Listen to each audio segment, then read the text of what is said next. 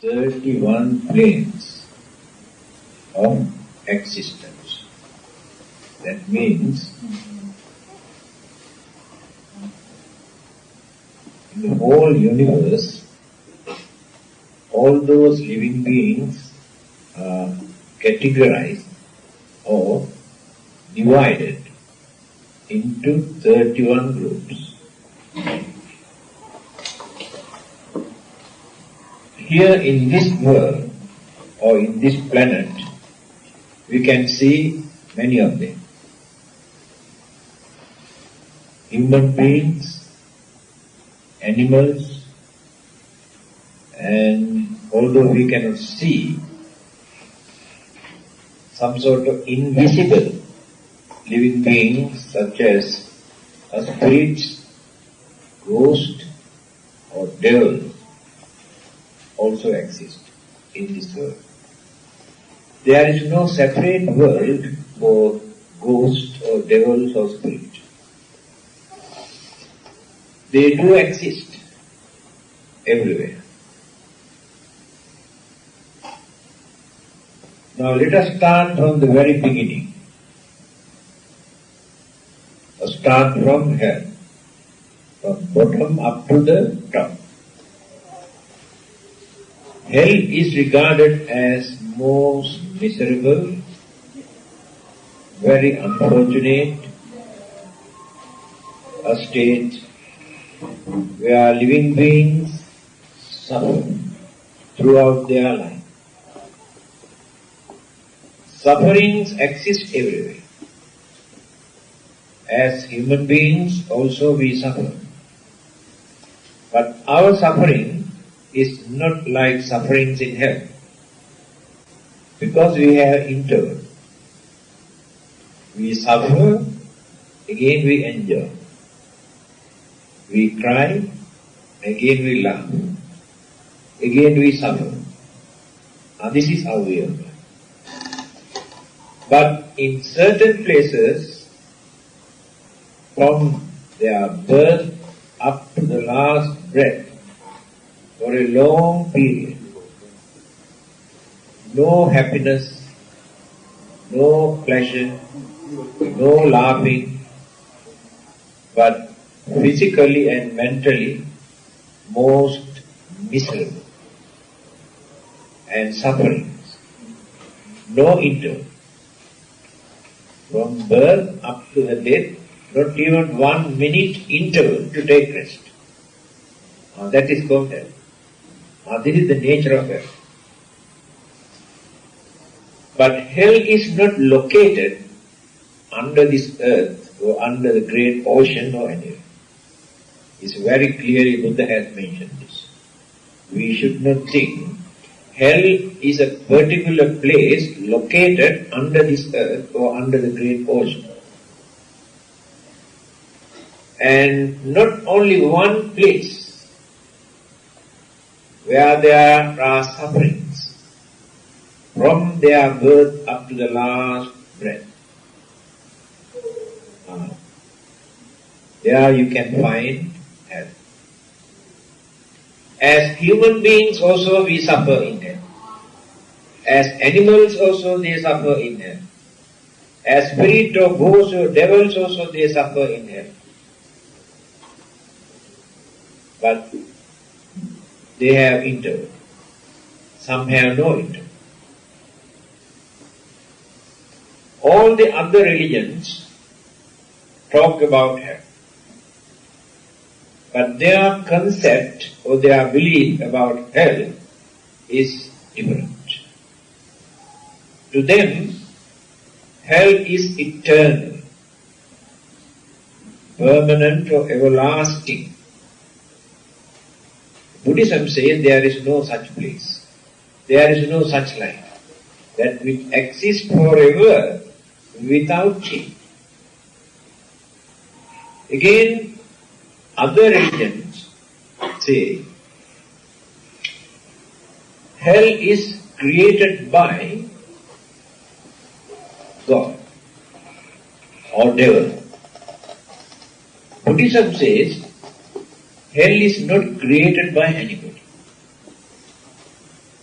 Where there is suffering, hell is there. Therefore, hell is not created by the Buddha or devil or God or any other living being. Then, the duration, the period that they have to suffer, depend on the degrees of bad karma. Some people create very bad karma, very cruel, very wicked, and by creating enormous sufferings. Then their karma is very grave, very deep, very heavy. Then the suffering period also becomes very long. Either as human beings or animals or devil or ghosts or any other forms of living beings. Long period. And some people suffer only for a short period. That means their bad karma is not very heavy. When that bad karma is over, they get the chance to get rid of that unfortunate state. Therefore, it is not eternal or permanent. There are various forms, various states where these living beings suffer, either physically or mentally. Some people suffer only mentally. Some people suffer physically. Of course, physical body cannot experience pain. Mind experiences the pain through the body. This we can understand when doctors give anesthetic injection. Mind cannot experience the pain, so that they can cut here and there and no feeling. The mind must be related to physical body. Then the pains and pleasure both we can experience. If we separate the mind from the body, no feeling, no sensation. So, now the first unfortunate state of existence is hell. Now you have learned the meaning of hell. What is hell? Where there is suffering, hell is there.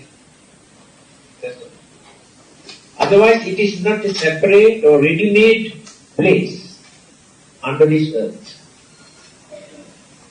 Then we come to animal life, animal kingdom.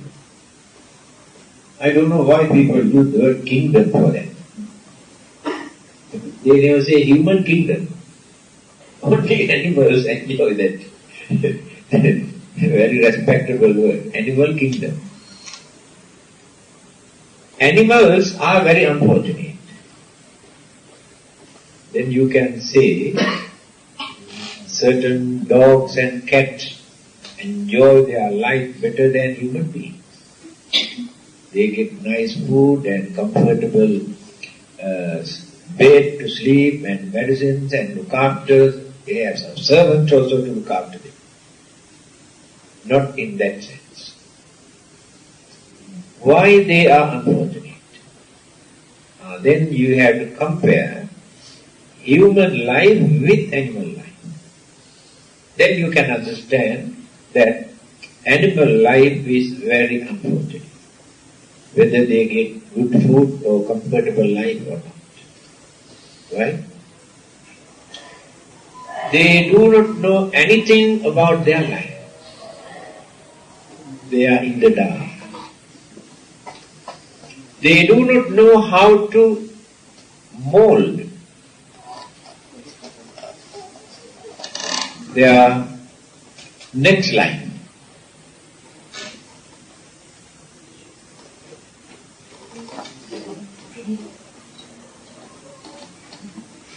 Animals do not know how to prepare for the next life. As human beings, we know, because we can understand that there will be another life hereafter or after our death. Therefore, we can prepare for the next life. Animals have no such idea. Therefore, their life is in the dark. That is why we say they are unfortunate. Again, rebirth takes place as animals because of certain bad karma that they have committed.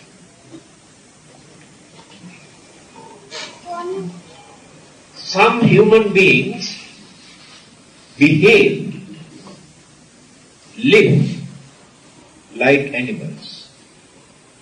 They have only human body, human figure, but their way of thinking, their way of life, sometimes worse than animals. More wicked, more cruel, more dangerous than animals. After their death, rebirth takes place as animals. That is the bad event. Now, what is the difference between humans and animals? Ahara, nidra, bhaya, maithunancha, samanya metat asubhet nara.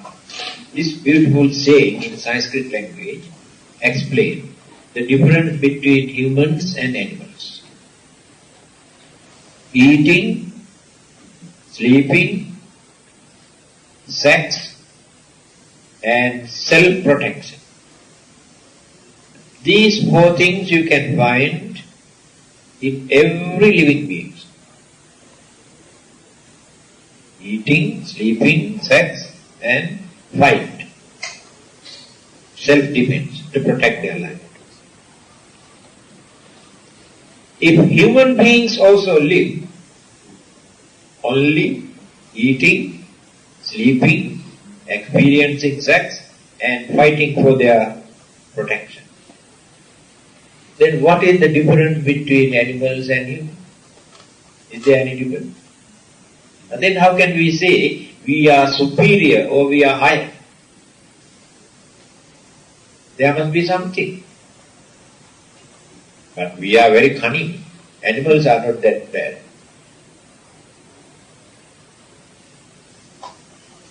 But there is something that we cannot find in animals.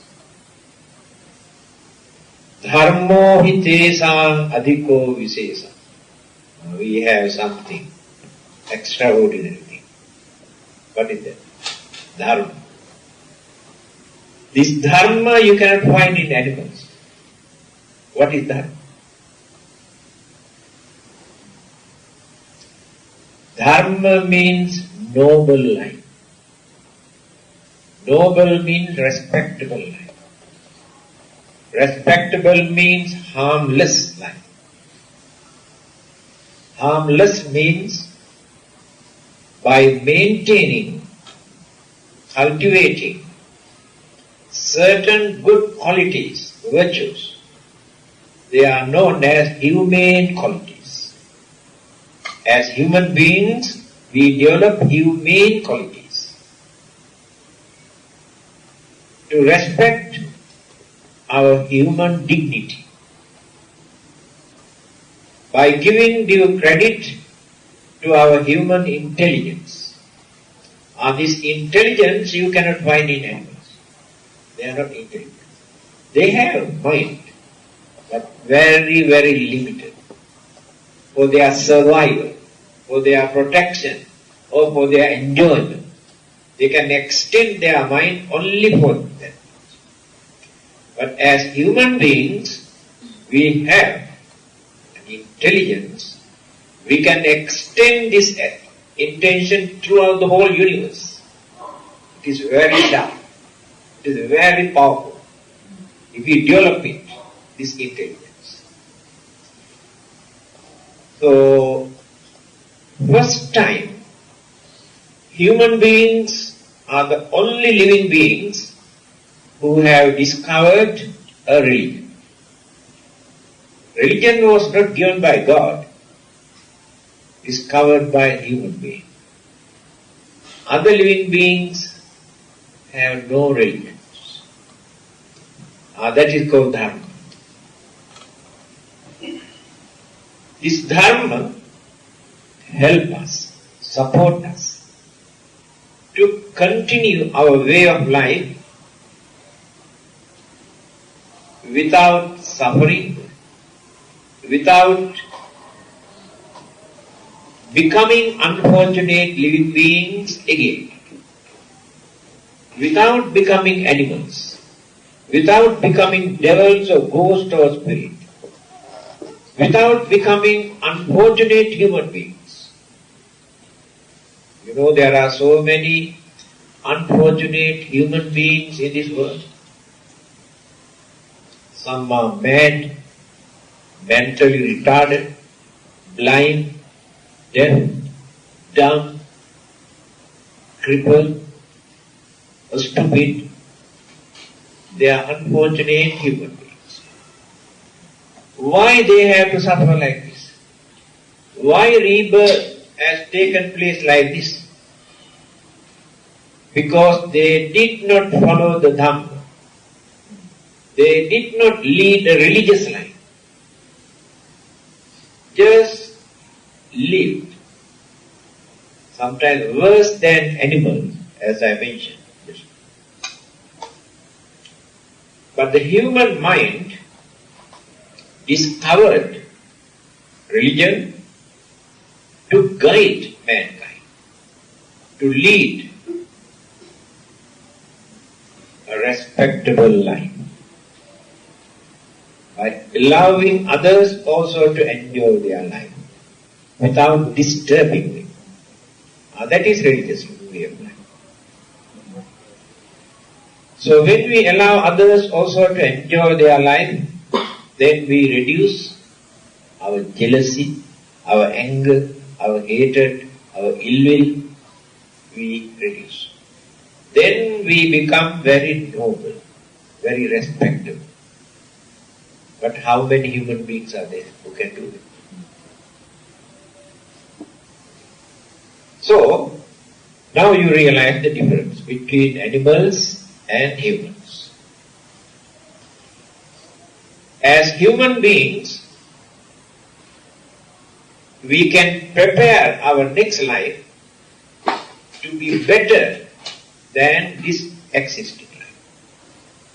To be more intelligent, to be more comfortable and peaceful, happy, prosperous life, if we lead a religious way of life, if we follow the Dhamma. That is why a Buddha is important for us, to tell us, to guide us how to make use of this life.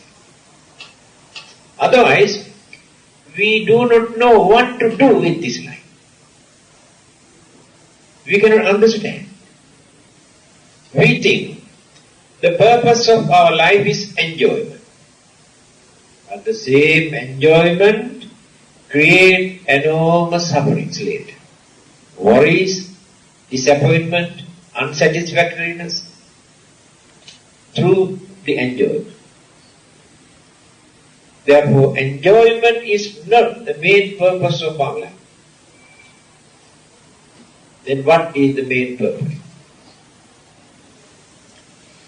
Complete liberation, complete freedom, complete bliss or peace.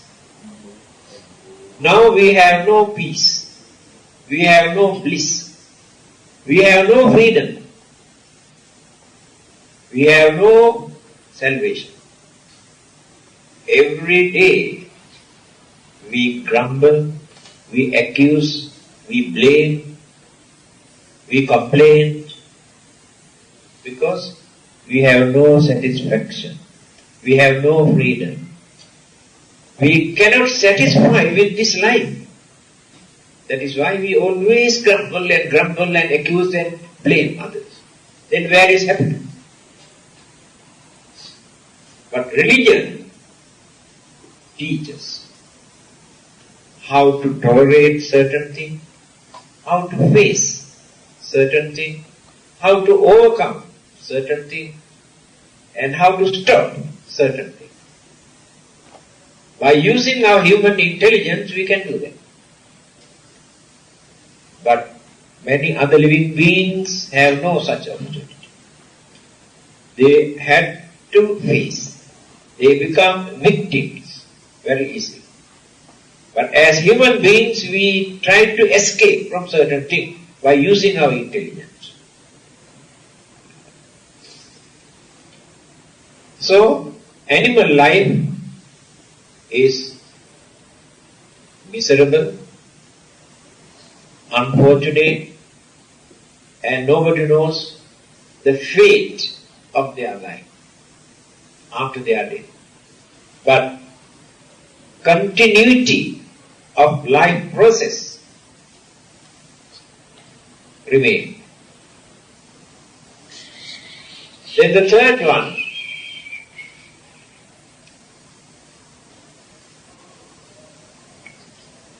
Preta. Preta means a spirit world, invisible. They do exist here, in this world. There is no separate world for them. Of course, you believe that your good friends sleep for 1 year and there's a particular day they get up and come out. And you prepare something for them during that period. You call them hungry ghosts. They go down and sleep for 1 year. There's a particular day for them to come out. They are Chinese ghosts. Chinese ghosts are very obedient. Not like other ghosts. Because other ghosts always come and disturb us. But the Chinese ghosts, only once a year they come out. See how nice they are. And sometimes you give only one chicken leg. They satisfy and go back and sleep again. Very nicely, you introduce them. Anyway, these ghosts or spirits exist. We cannot deny, we cannot say there are no such living beings. Why they are invisible? Why we cannot see them? Do you know the reason? The formations of this life, this body, take place due to the combinations of elements and energies, mental energies. Three things there. Mental energy, cosmic energy, and element. In our case, humans or animals, more elements like solidity or fluidity or heat or wind. These are the four elements. Therefore, we can see the formation, the vision. But a spirit and ghost, they have more mental energy, more cosmic energy, and lesser degree of element. That is why we cannot see them. When we develop our psychic power or attain Arahanthood or the Buddha, then through their wisdom we can see these ghosts or spirit or devil. Therefore we cannot say they never exist. They do exist. And they are very jealous, very cruel, and also very miserable. Because of their problems, their trouble, their suffering, they disturb others.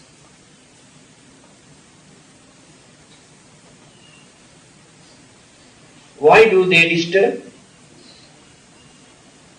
Because of jealousy, anger, and intolerant mental attitude. Not like human beings or animals. They always disturb others. Now let us take a snake, cobra, poisonous snake. Any time they are ready to attack. That is their way of life. If you touch a little bit, attack. This is the nature of serpent. These snakes are very, very cruel by nature. Their duty is to attack, that's all. So if the snakes are like this, what about these devils and ghosts? They are also very angry, very cruel, very wicked, and very jealous. Disturbing others is their hobby. Of course, there are human beings also. By disturbing others, they enjoy. Some people behave worse than cruel animals. Yesterday, or day before yesterday, State Times, I have seen in America, a very rich contractor who has killed 33 young boys by torturing them secretly. Can you imagine? He enjoyed by killing them. Can we regard them as human beings? That is why I told you, human body, but the mind is not human. Very uncultured, very cruel, very wicked mentality. So, how to escape? This is very important. How to escape from devils, ghosts and spirits? By praying and worshipping to them? No. Simply by worshipping or offering certain things, you cannot escape. If not simply worshipping and praying to Buddha or God, no, not it. This is very important. Because all are scared of devils and ghosts and spirits. But they do not know how to escape. When our minds are pure, ghosts and devils and spirits become powerless to attack. If we have more anger, more jealousy, more grudge, more ill will, more immoral attitude, then they get the chance to attack us.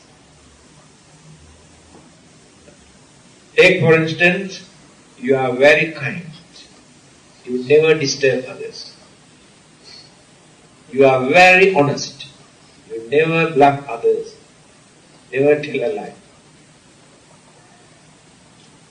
And you always extend your sympathy towards others, assist and support. You never hurt others, either by scolding or accusing or beating. You never hurt others because of your kindness. Such kind-hearted, compassionate people will be free from their attack, because they never, devils or ghosts never attack, never did, they cannot do that. Not only devils and ghosts, even fierce animals also never disturb them. There are certain monks and some people who meditate in the jungle, where there are fierce animals like lions or tigers or pythons, but they do radiate their kindness and compassion, metta, every day. And those animals also never come and disturb, because the environment around that area is completely different. They smell it, they feel it. That is the power of mental energy that we radiated with kindness and compassion. That is why I told you, this Dharma, this religious way of life, always protect us and guide us. Dhammo have rakkati dhammachari, the beautiful sayings in Buddhism. If we live by following certain religious principles, but these religious principles, this Dharma, always protect us. We get the chance to avoid or escape certain misfortune, accident, and sudden death or injuries and disturbances. The Dharma always protects. That is why we have to learn by thinking, by knowing, through our understanding, how to make use of this life. So, there are different groups of devils and ghosts and a spirit. Those who have created very bad, very wicked, very cruel deeds, because of their hatred, their anger, their jealousy, after their death, rebirth take place as either ghosts or devils or spirits. Then, those who are very stingy, never think of others. They earn, they enjoy, never give even single cent for the benefit of others. Greedy, stingy, and they never create any good karma. Just enjoy their life, thinking this is the purpose of life. So what will happen? After they are dead, they never get the chance to be born as human beings, because they have not accumulated enough good karma to be born as human beings. They abuse human life without using their intelligence. They enjoy their life, worldly way. But we can enjoy our life in religious way. This enjoyment we can continue to our next life.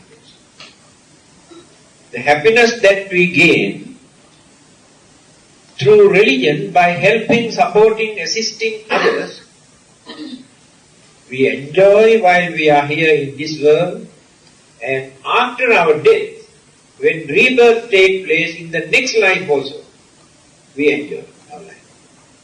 Idha nandati, veccha nandati, the Buddha says. Idha nandati, here they enjoy their life. Veccha nandati, hereafter, after their death, also they enjoy their life.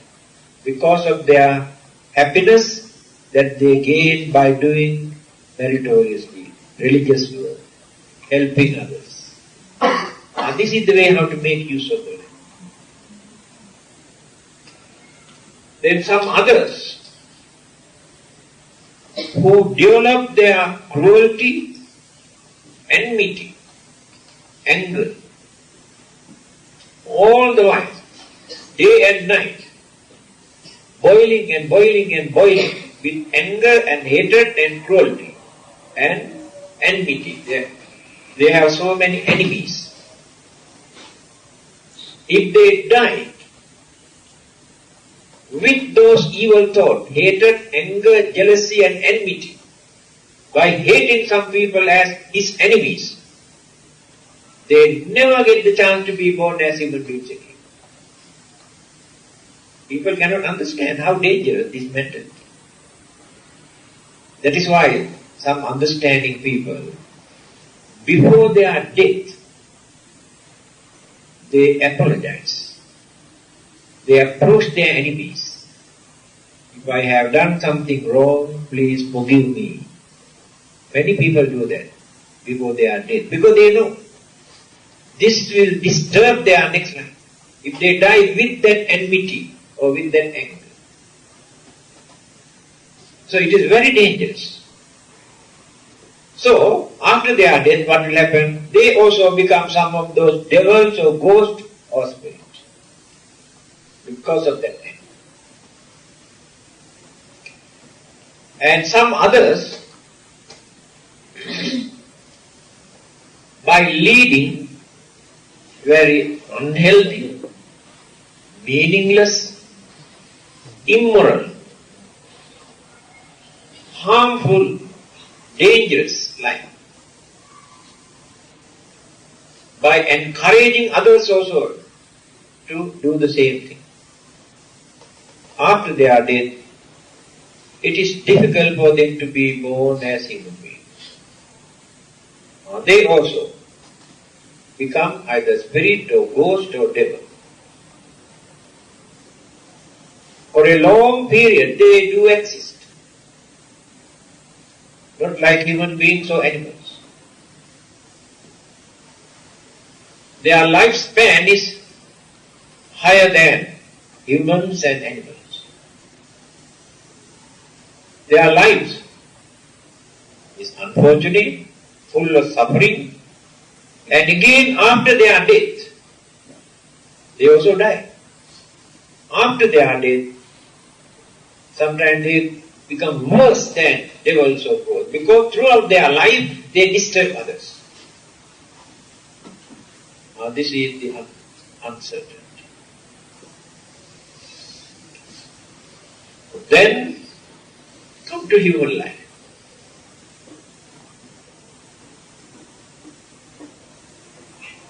We are called manusa.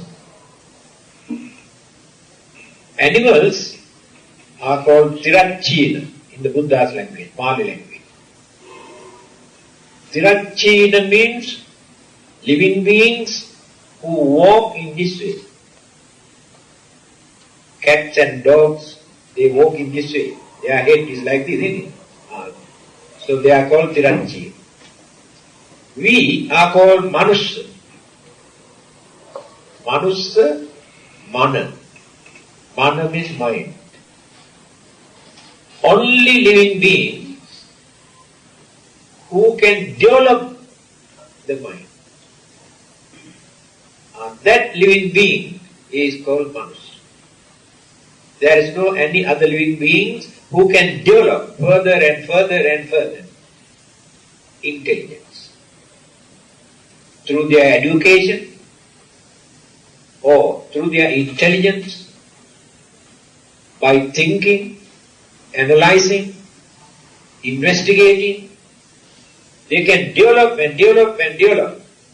See how many things they have discovered in this world. Scientists, psychologists, philosophers, great thinkers, religious teachers, by using their intelligence. No any other living beings who can do this. Therefore we are very fortunate. We can develop if we work hard. Then we know what to do with this life. Manush. What is the purpose? Purpose is to see the end of all our sufferings. Now that is the purpose. Wherever we remain, still there are sufferings. Still there are unsatisfactories. unhappiness. So, then we get fed up with our life. Some people want to commit suicide because of that unsatisfactory. But when we develop this mind, we know how to gain that satisfaction. Physically and mentally. Every minute we experience some sort of problems with our life. Our physical body. Pain, ache. That is due to imbalance or disagreement, clashes, elements and energies in our body. Sicknesses, old age, weaknesses, all these things take place because of these elements and energies. When there is no harmony among these elements and energies in our body and in our mind. Whether we are young or old makes no difference. Pain, problems, difficulties, we had to face. When two old men meet each other, what do they talk? Listen very carefully what they talk. One man talk about his diabetes, the other man talk about his heart trouble, the other man talk about high blood pressure, the other man talk about gastric ulcer, the other man talk about cancer, another person talk about tumor. All sort of complain, nothing but complain in their talk. Listen very carefully. You can record, when two old men get together and what they talk. Now this is the nature of life. So, existence with this physical body in any part of the universe create troubles, problems, pains, difficulties. So liberation, salvation, freedom from the religious point of view is free from all these conflicts. Even 1 minute we are not free from these problems. So when we attain the higher stage of sainthood, then we will be free. No complaint, no worries, no disturbances, no fighting, no crying. Then we are free. Then we really enjoy our life. Now we are not enjoying, we are struggling. We are struggling for our survival, for our living. We work very hard to enjoy life. While working to enjoy, we kick the bucket. Halfway. No chance to enjoy life. This is the nature of life. So human life, among these 31 planes of existence, living being, human life is the highest. I can tell you. Why only a human being can become a Buddha? Nobody else. A God cannot become a Buddha. Devas cannot become a Buddha. That intelligence is not there. Human intelligence is higher than all the other living beings' way of thinking. That mental development can be done only by human beings. And there are no human beings in any other part of the universe. This is the only place, only planet where human beings exist. The Buddhas never exist in any other part of the universe. Only in this world. Human beings can understand the meaning of life. Others do not know. Others do not know anything about their life. As I mentioned just now, as humans we can prepare for our next life, not to become miserable. But others do not know how to do that. Alright, now let us come to Devaloka, heavens. There are 6. So when they come and ask you to join with them to go to heaven, you can say, you have only one heaven, but we have 6. And we can choose one of them, but you have no choice. You do not know that. we can choose which heaven that we like to enjoy our life. There are names also given. Jatum Maharajika, Tavatingsa, Yama, Tusita, Nimman Rati, Paranimmita Vasavan. 6. And the lifespan, duration of existence of their life,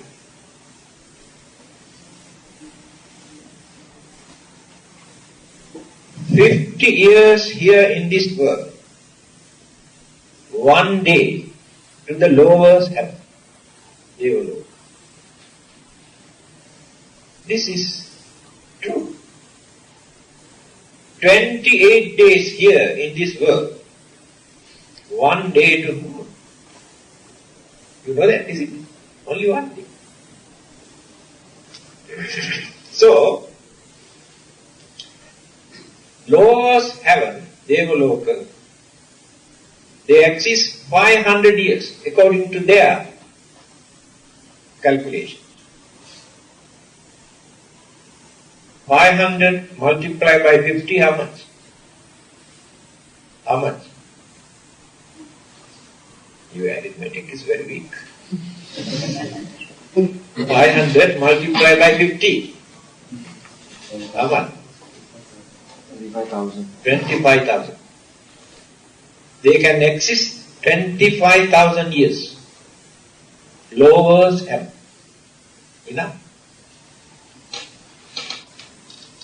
And there is no old age. There is no childbirth. So ladies are free from that problem. Yes, they do not give birth like humans and animals. But they adopt these newcomers as their children. They are not children. They do exist as they appear. No old age. How nice. No old age. And they have everything. Very comfortable, enjoyable life. Then how do they get this? Very fortunate, comfortable, prosperous life. How do they get it?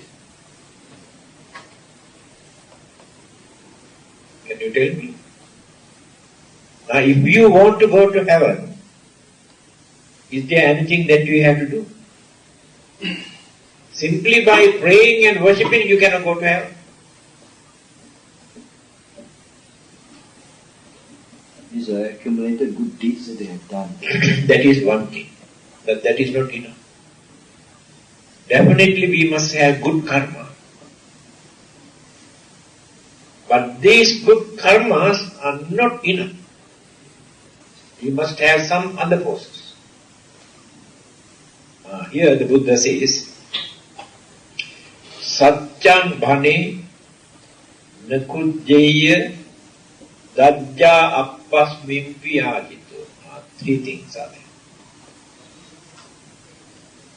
Besides these good karmas, there are 3 good qualities you have to cultivate. If you want to go to heaven. First thing, Satchan bhane. Tell the truth. Nothing but truth. Can you do that? Here, now you can see a little bit difficult. Tell the truth. Second one, nakujjaya. Don't show your anger to disturb others. Anger is there. We cannot wipe out at once. But don't use this anger to disturb others. This is the second good quality. Third one, don't be stingy. Don't be selfish.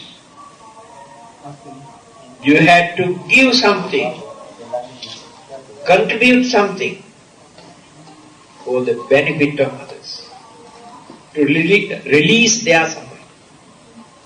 If you can cultivate these three things, with all the other good karma, then rebirth take place in one of these heavens, Devalu.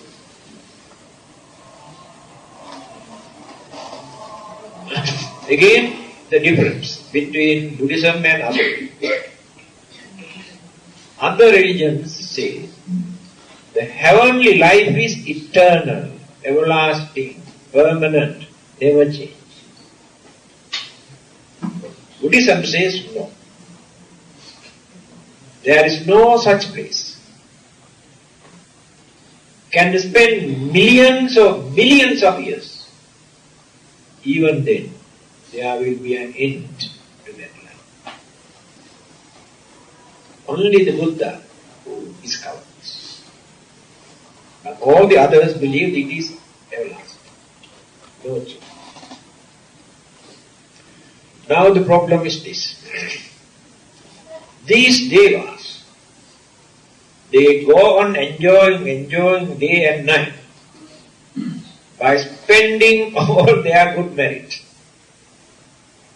When their good merit extinguished, exhausted, no more,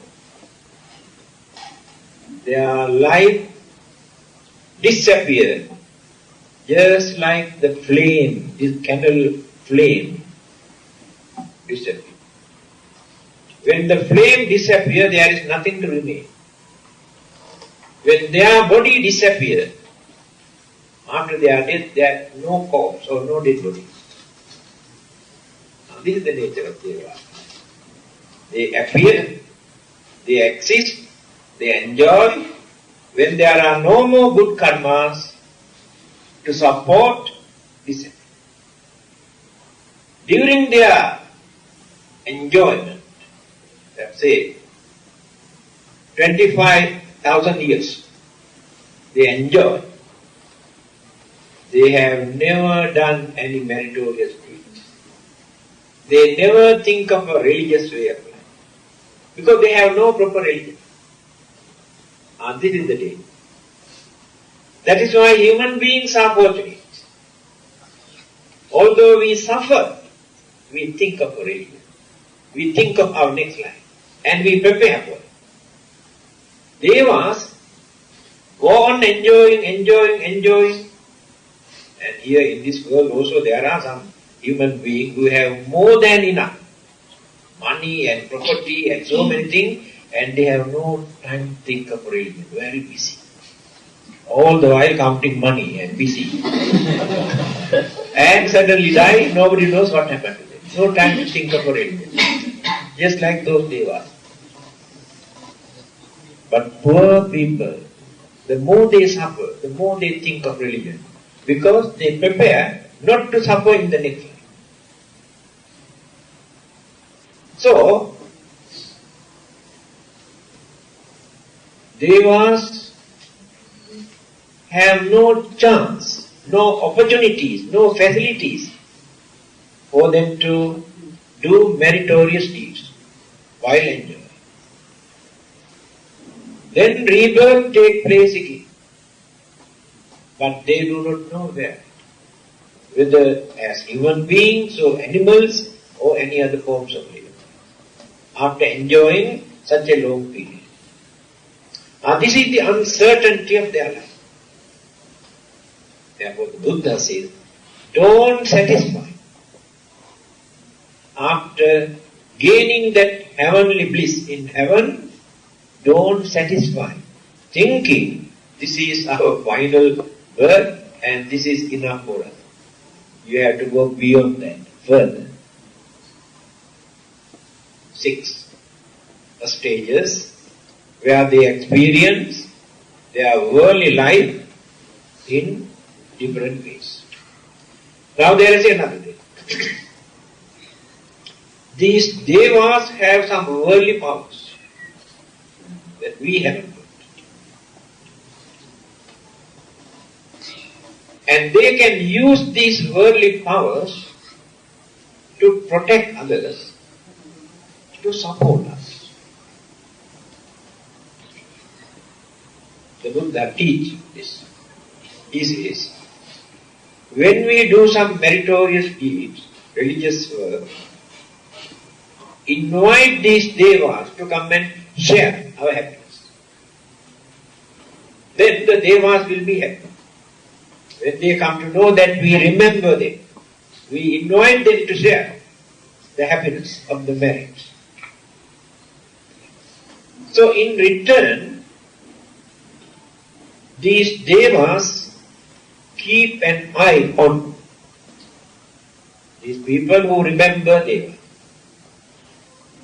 so that they get the chance to escape from certain misfortune, accidents and troubles and disturbances.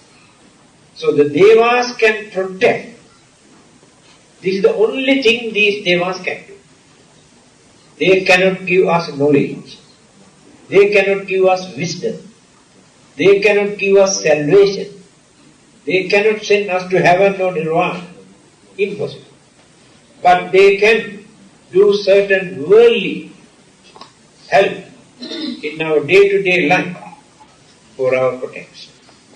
That is why the Buddhists always remember and invite the devas to share.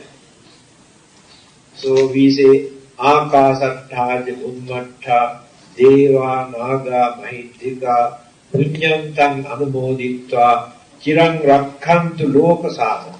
Here, these are the words that we recite. Meaning, I invite all the devas to share the merit or the happiness of these meritorious deeds. And after receiving our merit, may they protect all of us and this world. Because they have such worldly power. But salvation or liberation or heavenly bliss or nirvanic bliss, they cannot give. We have to prepare. Now let us come to Brahma world. There are 16 Brahma worlds. 6 Devaloka or heavens and 16 Brahma world. Brahma world is higher than Devaloka. And their existence, the durations or lifespan also higher than Deva. Some of them can exist for one world cycle. You don't know how many millions or trillions of years. But the Buddha says utter wastage. Because there will be an end even to that Brahma world, that life. And what is the nature of their life? Those who have developed their meditation, those who have disciplined and trained their mind,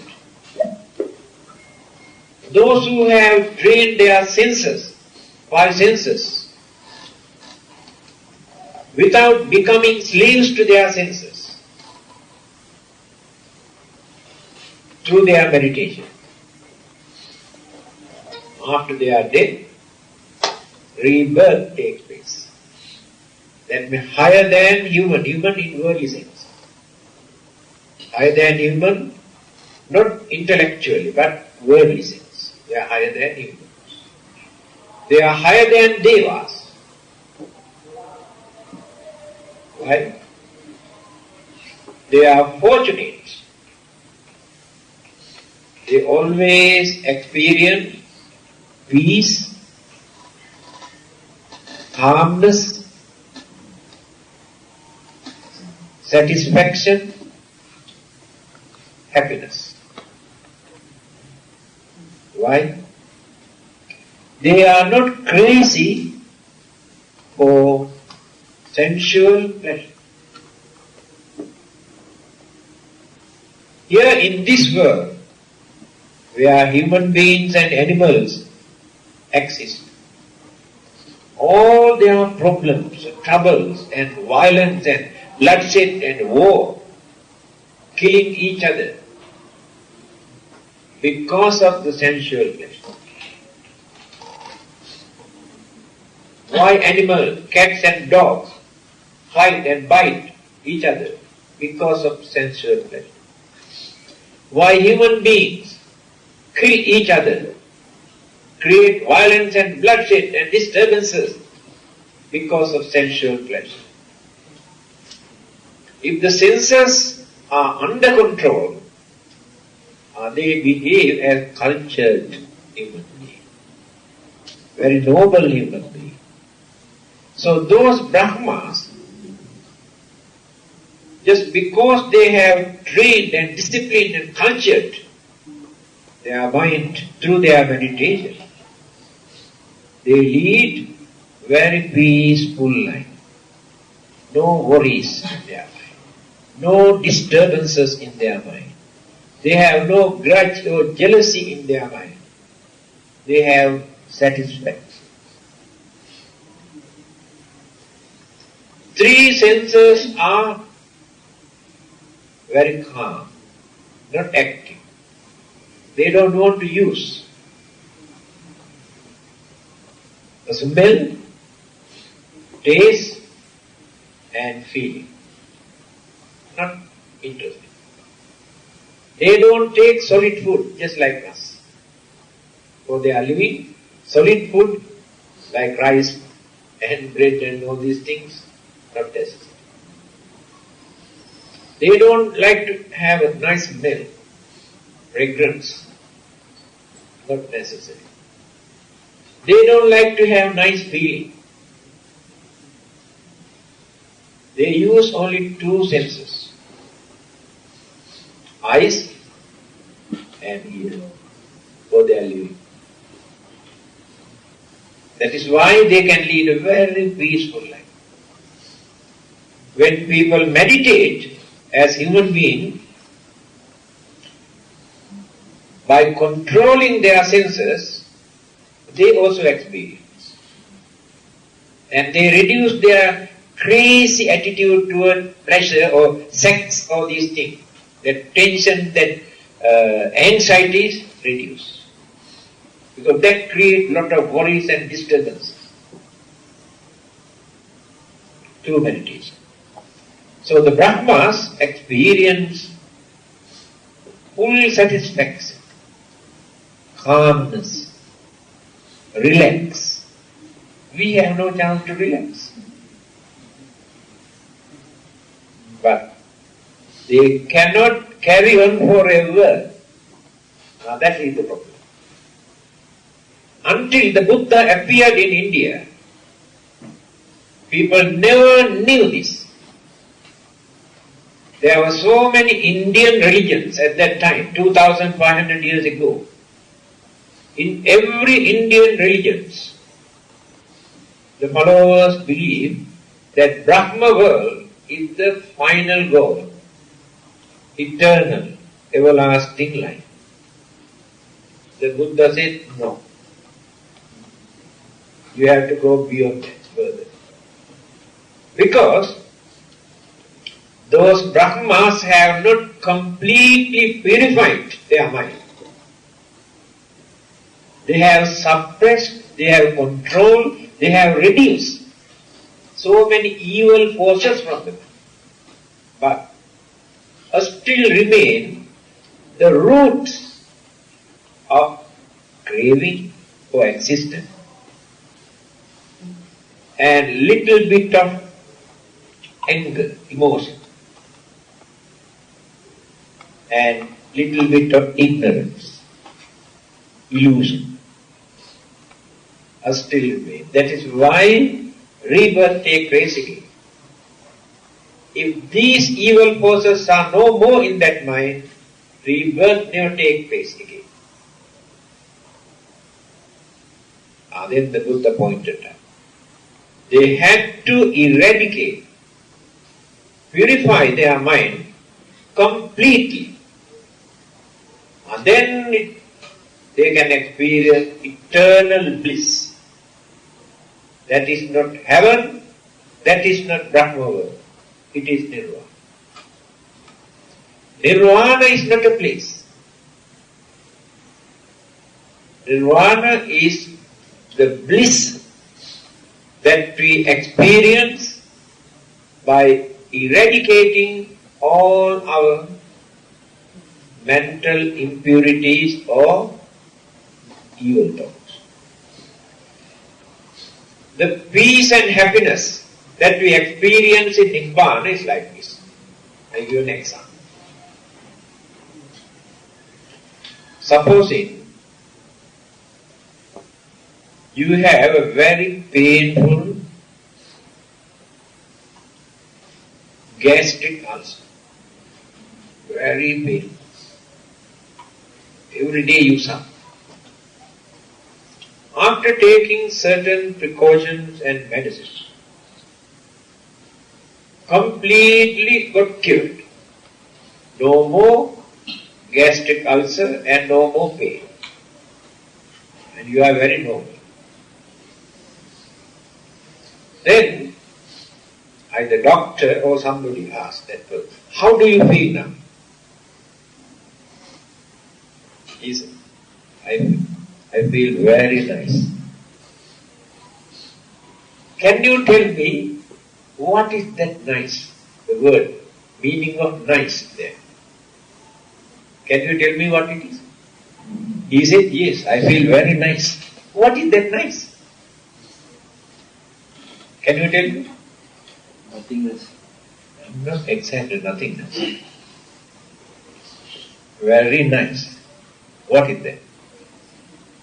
Think for a while.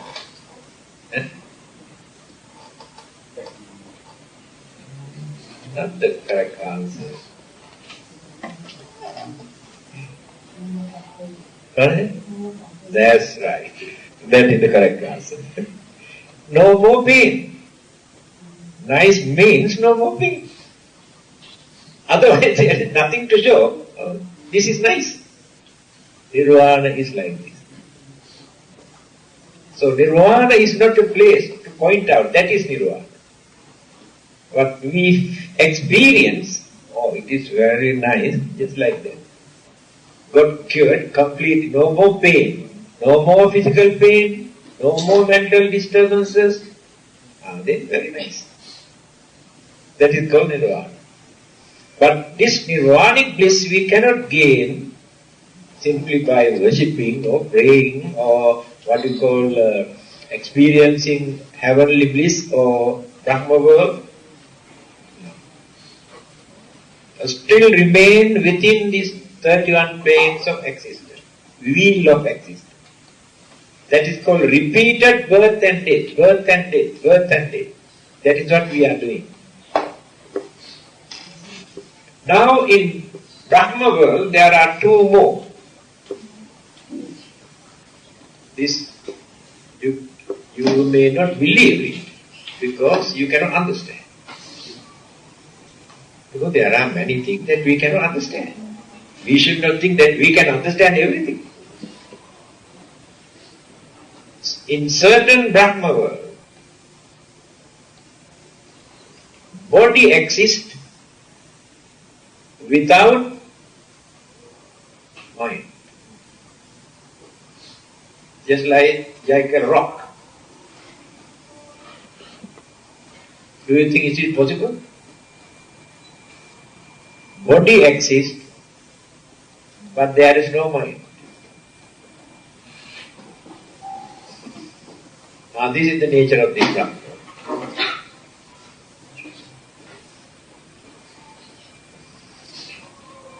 Who are these people?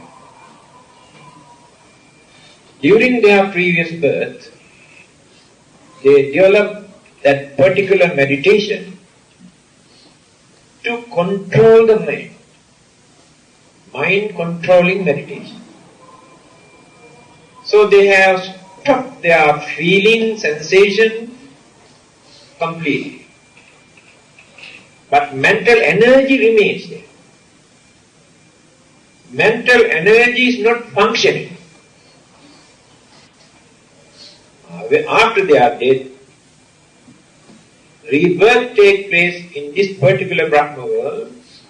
Physical body remains, but no feeling, no pain, nothing. It is a life. Long period. They remain there. The Buddha did not encourage people to practice this kind of meditation, to wasting that life there. Now this is another group, among these 31 things. Another group, mind exists without a physical body. It is more difficult to understand. Mind remains, but no body. Do you think it is possible? Yes, for you it is impossible. For them it is not impossible. Because you cannot understand. It is not impossible. You have to think in that way. It is not impossible. Why? They have developed their meditation to reduce their craving attachment toward this physical body. They concentrate very deeply and analyze this physical body, this ugliness, ugly and dirty and filthy thing in this world. Although we maintain this as most precious thing in this world, it is the most dirty and ugly and filthy, smelly. How many times a day we have to wash and clean? Here you can understand how dirty this body is. So they develop this meditation. Then completely get fed up with the physical body. And they have reduced their craving attachment toward the physical body. After their death, when rebirth takes place in that particular Brahma realm, life energy, because no one can see the life. This is not life, this is body. This is the house for that life to exist. We have a wrong idea because they think this is the life. This is the shelter. This is the house for that life to exist. Life is an energy related to mental energy. Mental energy sustain, maintain life process. So, life can exist without physical body when we analyze in this way. Because the mental energy remains there. So that energy, life process, also remain millions of years. Again there will be an end to it. All the 31 planes of existence belong to these groups. So here, now we are spending as human beings. If we abuse this human life without using properly, there is no guarantee then after our death, again we can get back this human life. This is the answer.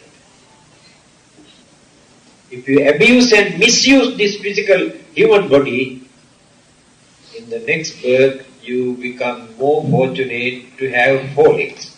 Today you have only 2. In the next life you can get 4 legs. That means you abuse the human life. Very difficult to become human beings again. If you do very bad, very cruel, very harmful, dangerous thing, you have no chance even to become an animal. Go beyond that. Worse than animals, like devils, ghosts, or spirits. Or hell. Hell means suffering. Therefore we must know how to make use of this life. We should not be so greedy, jealous. We should not develop our hatred, anger.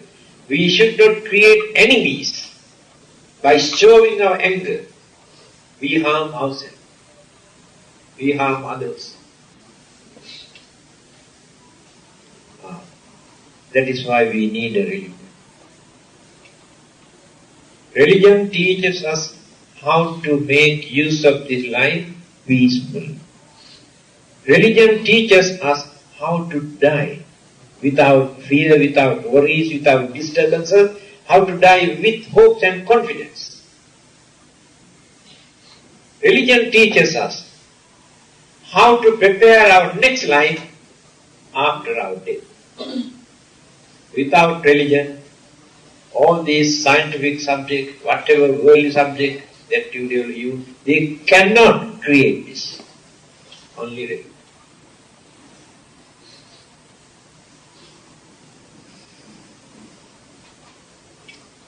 More than an hour. Coming to 9:40. We started about 8:20 or 8:20. Yes, now questions. Now I explained already various forms of existence. So which one do you prefer among those 31? Okay, Venerable, could I ask a question? Yeah. I was not here earlier. I would like you to, if you could please explain the transmigration of soul. I'm a little bit confused there. Yeah, there is nothing to get confusion. This concept of soul is foreign, not agreeable with the Buddha's teaching.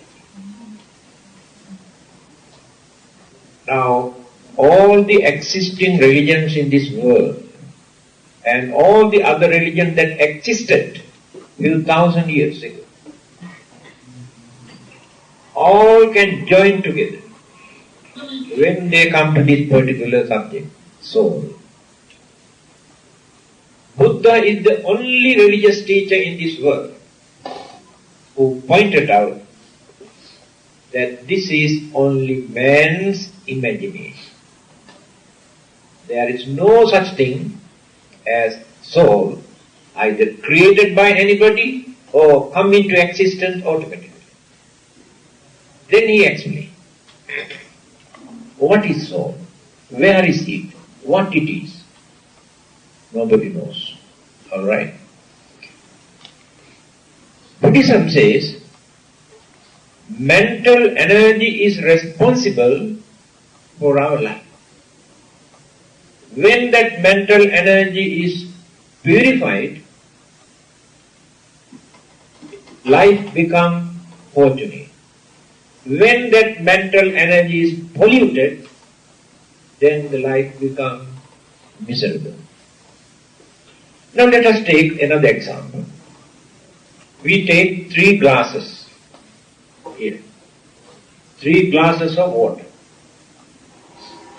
Then we pour orange juice into 1 glass. We put cow dung or dog dung into another glass. and the other glass remain pure water.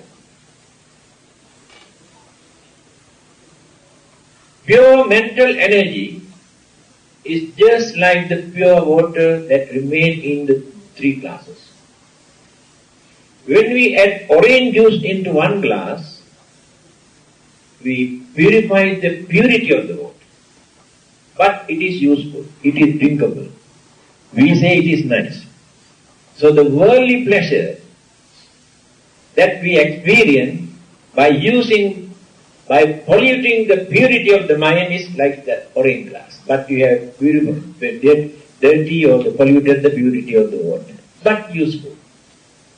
Again the other one, that you put cow dung or dog dung, is a dirty, filthy, you throw away. You polluted your mind by committing bad, wicked, cruel, immoral things. And that life throw away. That means get into unfortunate state of suffering. Very easy to understand. So the mind is responsible. Why did they create this imagination? Because they have not learned how to analyze the mind. Only in the Buddha's teaching, this method is very clearly pointed out. 45 years teaching divided into three groups: Sutra, Vinaya, Abhidhamma. Sutra, Pitaka means morals and ethics and examples and parables and stories and advices given by the Buddha for us to lead a religious way of life. Simple. That is what we are learning. Vinaya, discipline. What are the precepts? What are the things that we have to do? What are the things that we should not do? How to avoid, how to keep away, how to cultivate certain things. This is called Vinaya, disciplinary code. Another section. Abhidhamma, analytical interpretation of mind and matter. What is mind? Analyze. What is matter? Analyze. These analyses you cannot find in any other area. Abhidhamma. When you study this particular area, we can understand everything in this universe. How these things appear, how these things change, how these things decay, why these things disappear, after this what will happen to them, how mental energy contribute and support, how elements come and join, combinations of elements and energies in Abhidhamma. So, the mind, there are 4 mental faculties, not only one faculty. Mind is one, but there are different functions, different duties. Vedana, Sanya, Sankhara, Viññāna. These are the 4. First thing, Vedana, our feeling. Pleasant, unpleasant. One mental faculty experience. Second one is Sanya. Sanya means perception. Perception means we recognize, identify. This is so and so. This is useful. This is dangerous. This is harmful. That recognition is done by this particular mental faculty. Another area. Third one is called Sankhara. Sankhara means all our mental habits, wholesome, unwholesome, or good or bad. Our character, our behavior, our nature, our temperament, our attitude, our moods, all these things are there. Natural, by birth. Not given by the parents, not given by God, but our own. By nature, some people are very cruel from their childhood, but others are very kind. Some others are very cunning. We can see from the very beginning, very cunning. Some others are very innocent. Who gave these things? Nobody. Their own. And some are very generous. From their childhood we can see. And small children I have seen, when they get some sweet, some of them go and share with other children. Some others, I never give to others, small children. And that is their own character. Father or mother never told them to be like this. And some of them are criminal minded. Some are very religious minded. All these things are there in that sankhara. In the modern psychology, it is called collective consciousness. In our subconscious mind, all these mental habits. Then we have our hobbies. Fishing, shooting, collecting stamps, collecting big stars photos. These are our hobbies. collecting hats, collecting shoes. All sorts of these become our habit. That means what we have done during our previous birth. I remember these sayings of the Buddha. Very easy to remember. We are the result of what we were. We will be the result of what we are. Can you remember? Can you understand this? We are the result of what we were. If our life is pleasant, peaceful, nice, fortunate, prosperous, this is the result of all the good deeds that we have done during our previous birth. If our life is miserable, unfortunate, and enormous troubles and worries and disturbances, this is the result of what we were. All the bad things that we have done during our previous birth, we are experiencing here. We will be the result of what we are. Our next life takes place according to our way of life today. What we are doing, either good things or bad things. So, all these things are there in that third mental faculty. When people hypnotize a person, they can dig out so many things, even the previous birth also. And Arahantas, when they attain sainthood, they recall, they remember all their previous activities in their subconscious mind. But people never knew these things earlier. Only the Buddha dig out all these things. And the last one is called Vijnana, consciousness. Consciousness means five senses bring object from outside into our mind. Give new information. The smell, the taste and the vision and the sound and the feeling. Give some information to our mind. And mental image. Mind itself creates thought and imagination and image. Again, those four mental faculties, among those four earlier mentioned, our feeling, our recognition, our habit. These three mental faculties also contribute to that consciousness. Good karmas, bad karmas, our habit, our nature, our character, all these ingredients are there.